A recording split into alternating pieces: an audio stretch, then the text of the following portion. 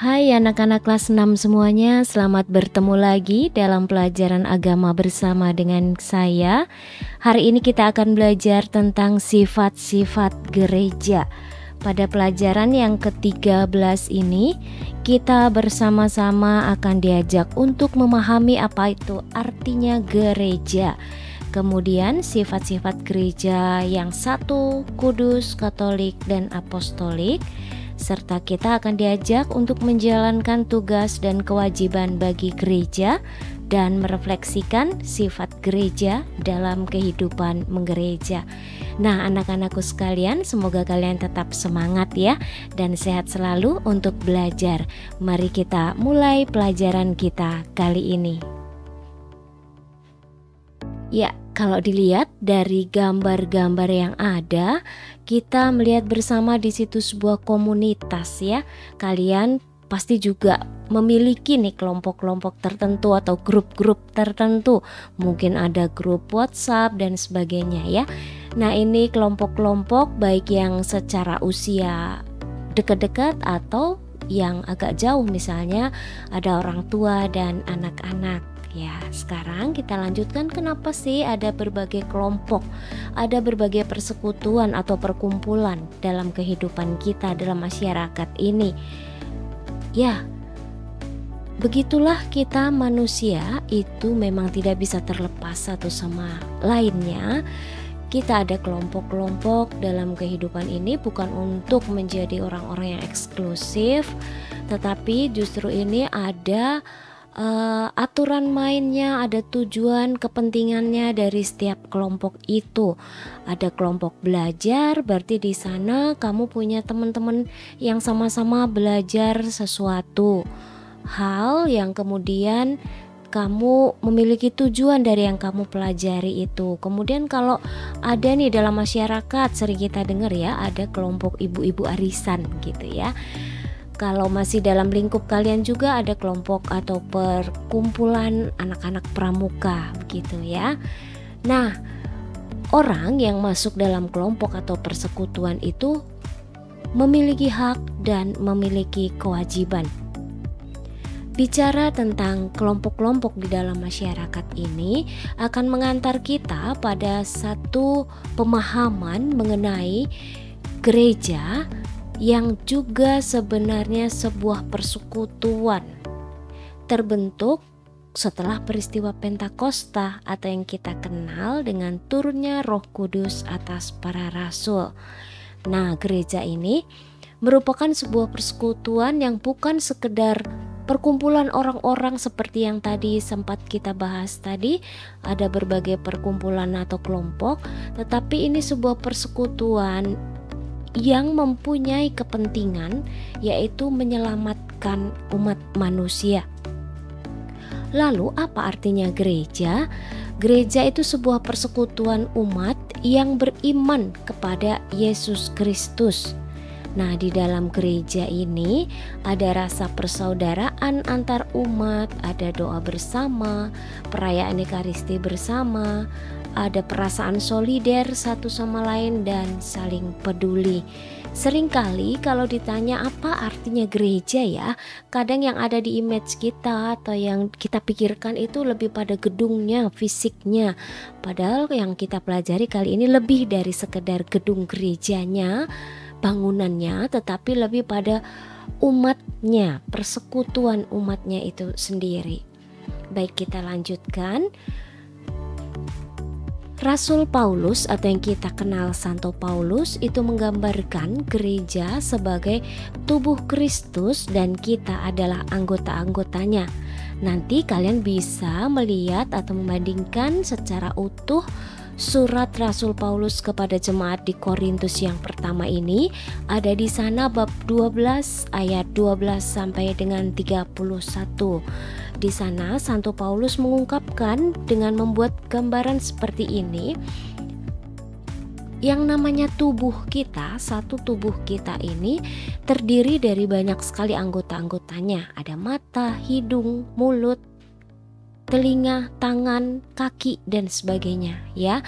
Nah, masing-masing anggota tubuh ini berada di tempat masing-masing dengan fungsi yang berbeda-beda. Contohnya mata kita untuk melihat, kemudian tangan untuk mengambil atau memberikan sesuatu dan sebagainya. Nah, dengan fungsi masing-masing itu diharapkan satu sama lain memiliki kerjasama yang baik. Tidak ada yang merasa superior atau merasa lebih dibandingkan anggota tubuh yang lain. Misalnya nih, mulut tidak bisa berkata aku dong lebih penting kalau ada makanan, tapi kalau nggak ada mulut bagaimana? Nggak bisa dong masuk ke tubuh. Nah, tidak seperti itu yang dimaksudkan ya. Masing-masing memiliki fungsinya. Demikian juga mata dengan anggota tubuh lain yang lebih bersifat rawan, lebih bersifat lembut itu atau lemah itu sebaiknya dilindungi oleh anggota tubuh yang lebih kuat. Nah, maksudnya apa? Kok Santo Paulus mengatakan hal ini? Bahwa Santo Paulus berharap supaya antar umat dengan masing-masing keberadaannya, dengan masing-masing kemampuan dan fungsinya di dalam gereja itu hendaklah satu sama lain saling melengkapi, bukan menyombongkan diri bahwa ini loh saya anggota KOR, saya bisa menyanyi dengan bagus, kalau kalian apa bisanya. Nah, seperti itu. Atau ini loh saya sebagai Miss Dinar, kalau kamu kan gak bisa kayak saya. Nah, bukan seperti itu. Kita masing-masing anggota gereja dengan kemampuan masing-masing diharapkan bisa saling bekerja sama membangun gereja yang utuh sebagai tubuh Kristus itu dengan penuh cinta kasih ya, sehingga kita semua masing-masing berkembang di dalam iman. Berikutnya masih juga dalam surat Rasul Paulus tadi, di sana disebutkan juga karunia-karunia yang ada di dalam gereja, antara lain karunia untuk mengadakan mukjizat, menyembuhkan, melayani, memimpin, dan berkata-kata dalam bahasa roh. Nah, setiap dari umat Tuhan ini masing-masing memiliki karunia-karunia tertentu yang Tuhan berikan. Ada orang yang bisa menyembuhkan, misalnya ada anggota gereja yang bisa menjadi seorang dokter, kemudian melayani, misalnya ada anggota gereja yang menjadi seorang pastor, menjadi biarawan-biarawati, melayani umat, atau ada yang berprofesi menjadi guru misalnya ya, melayani anak murid dalam pembelajaran. Ada juga anggota gereja yang memimpin nih karunianya, contohnya ada yang menjadi bapak uskup, atau mungkin dalam masyarakat ada yang bisa menjadi menteri, ada yang bisa menjadi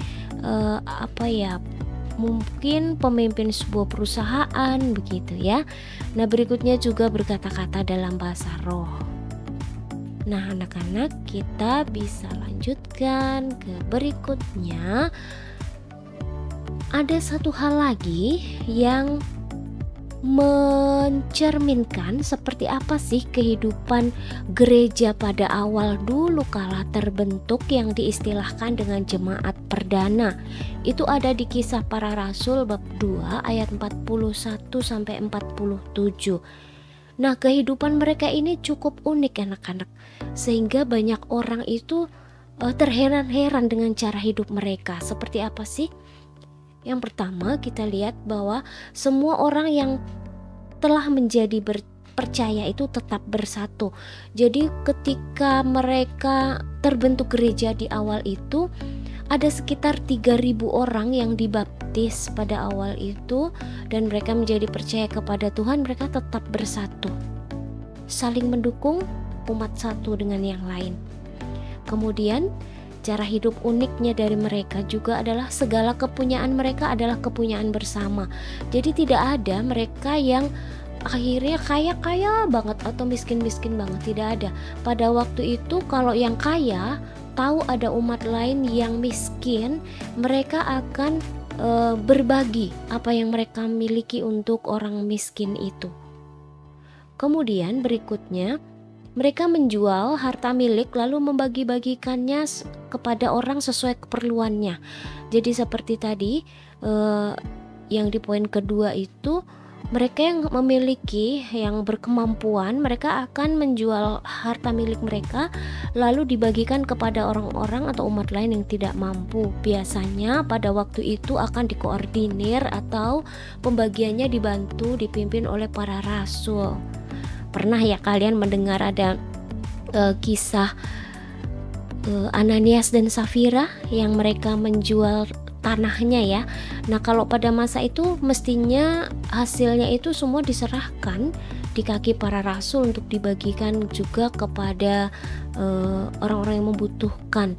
Tetapi waktu itu Ananias sebagai bagian dari jemaat perdana hanya memberikannya separuh, dan dia berbohong, dan efeknya ya ngeri juga ya, dia dan istrinya meninggal. Nah, itu sebagian kecil dari kisah jemaat perdana yang bisa untuk ilustrasi, untuk contoh ya. Berikutnya cara hidup yang unik juga dari mereka adalah bertekun dan sehati berkumpul setiap hari di bait Allah. Wow, setiap hari ya. Mereka punya tempat ibadat yang cukup besar yang kita tahu dibangun oleh Raja Salomo. Mereka setiap hari loh selalu meluangkan waktu untuk berdoa, berkumpul bersama di sana. Kalau kita mungkin bisa dihitung, bisa jadi seminggu sekali ya ke gereja ya, berkumpul bersama. Kalau mereka setiap hari dengan tekunnya. Berikut keunikan dari kehidupan mereka adalah setiap hari mereka akan memecahkan roti secara bergilir, makan bersama dengan gembira dan tulus hati sambil memuji Allah. Artinya mereka merayakan Ekaristi itu setiap hari bergiliran, begitu ya. Baik, berikut kita lanjutkan. Dari cara hidup yang seperti itu tadi rupanya menarik banyak orang, dan akibatnya, ini akibat positif nih kalau ini ya, efek atau dampak positifnya, mereka itu disukai semua orang. Bahkan banyak orang terheran-heran, kok bisa sih kalian menjalani kehidupan seperti itu? Harta pun milik bersama, kepunyaan milik bersama, bagaimana ya? Mereka mulai tertarik dan suka dengan cara hidup yang begitu indah itu ya. Yang akibatnya yang berikutnya adalah setiap hari Tuhan menambah jumlah mereka dengan orang yang diselamatkan. Artinya orang dari yang awalnya orang di sekitar itu tertarik, lalu mereka ingin tahu lebih jauh, kok mereka bisa menjalani hidup seperti itu, apa yang membuat, yang mendasari mereka bisa seperti itu. Lalu ya di antara mereka mungkin bisa jadi share pengalaman mereka ya. Intinya adalah mereka mengikuti apa yang diteladankan Yesus, bagaimana hidup dengan penuh cinta kasih, bersuka cita, hidup berdamai dengan orang-orang sesama di sekitar seperti itu ya. Maka orang-orang pun setiap hari akan bertambah ingin mengikuti juga jejak mereka menjadi pengikut Yesus, dan akhirnya mereka pun dibaptis. Maka mulailah jumlah pun bertambah hingga akhirnya gereja pun menjadi seperti yang sekarang ini kita kenal, sudah menyebar ke seluruh dunia ya. Nah, untuk menjadi anggota gereja, seseorang itu tidak begitu saja kemudian masuk gedung gereja kemudian resmi menjadi anggota gereja. Tidak, harus melalui tahap pembaptisan terlebih dahulu. Itu pun ada persiapannya, persiapan khusus untuk menjadi seorang Katolik, apalagi baptis dewasa ya. Kalian sudah pelajari kan waktu kelas 3 ya mengenai penerimaan sakramen baptis ini. Nah, orang yang sudah dibaptis itu menerima 3 tugas gereja, yaitu menjadi imam, menjadi nabi, dan menjadi raja. Apa maksudnya ya? Kalian tahu ya, imam itu tugasnya apa? Tugasnya adalah merayakan sakramen-sakramen di dalam gereja, memimpin perayaan Ekaristi, mewartakan sabda Tuhan, itu para nabi ya. Waktu itu menjadi penyambung lidah Tuhan, dan seorang raja itu menjadi pemimpin. Nah, bagaimana kita khususnya anak-anak menghidupi seperti ini? Nah, kita juga menjadi seorang pewarta kebaikan Tuhan juga. Kita juga memimpin, mengarahkan untuk menjadi lebih baik minimal memimpin diri kita sendiri untuk menjadi orang yang baik yang melaksanakan selalu kehendak Tuhan. Nah, anak-anak yang terkasih, untuk pembahasannya Ibu cukupkan sampai di sini. Mengenai ciri-ciri gereja akan kita lanjutkan pada video berikutnya ya. Sampai ketemu lagi untuk menyimak sifat-sifat gereja. Terima kasih untuk perhatiannya. Sampai ketemu lagi.